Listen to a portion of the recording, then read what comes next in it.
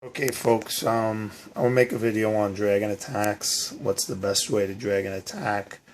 A lot of people are doing dragon attacks, and a lot of people are doing them wrong because they're not really thinking about what the dragons do while they're attacking. Now, here's a member who just dumps all the dragons on the corner, which is like #1 way to fail a dragon attack, to just dump all your dragons on the corner.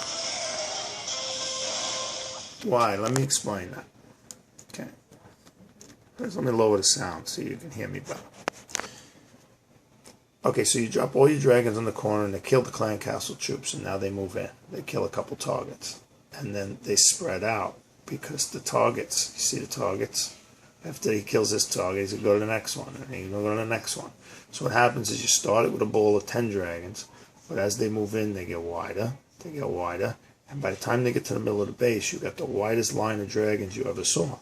They're moving across the base, they're killing everything as fast as they can. But what happens is you spread them out thin, and an air defense locks on a 1 and kills him, and now you have a hole in your line. So that's going to break your line. And the same thing here. So, right, if you're going to attack from a corner, you need to cut a funnel. You know what a funnel looks like, right? A funnel looks like this, right? You want the dragons to get closer together as they come in.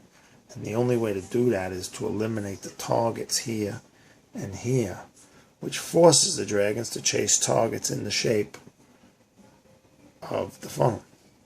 So what you would do is you drop 2 dragons here, 2 dragons here, and wait. Drop your king to get the clan castle out. Drop a group of dragons up here to kill the dragon in the clan castle. Now, while that's going on, these dragons have now killed enough targets where now when this group of dragons comes in, they're not going to spread out. They're just going to have targets straight in front of them, and those are the ones you rage. You hit the rage, you have to hit a rage for this one, and they'll come in real quick, get those 2 air defenses, and then the last rage, the balloons coming through, you would throw the last rage right on the town hall. But that's how you would do it if you were attacking from a corner. Alright, but I recommend you don't attack from a corner. It's more easy and more efficient to attack parallel to a side, which is, let me just show you the video here. You can see as the dragons kill targets, they start to spread out. Let me speed it up a little bit. We ain't got all day here. Now you see the dragons are now spreading out. Now, even though you dropped the rage, you ended up with dragons chasing the next closest target. So you have dragons out here and out here on the edges. And they were spread too thin for the 2 air defenses. Okay, I'm going to go back. I'm going to show you the second attack on that base. And first of all, he was using level 2 dragons. You should be using level 3 dragons on level 5 air defenses. You could use level 2 dragons on level 4 air defenses or less. Or maybe 1 level 5 air defense and 2 level 4 air defense. But don't try level 2 dragons on level 5 air defenses. And then if you are going to do that, especially you can't attack from a bad angle. So let's watch the next attack on the same base using level 3 dragons. But it's not so much the level 3 dragons is what I'm trying to teach. What I'm trying to teach is how you drop them.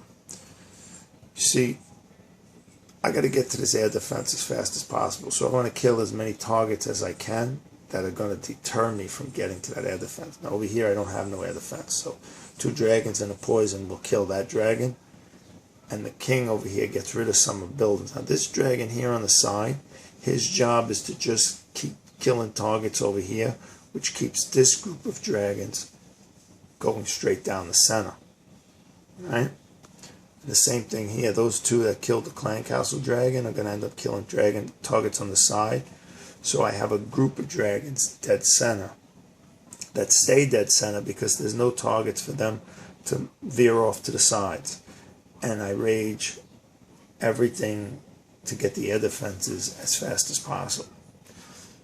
And once the 3 air defenses are dead and I still have that many dragons left, that's over. You know? How many dragons did I lose? 1, 2, 3, 4, 5, 6. I lost 4 dragons. But it happened so quickly that now I don't need those 4 dragons.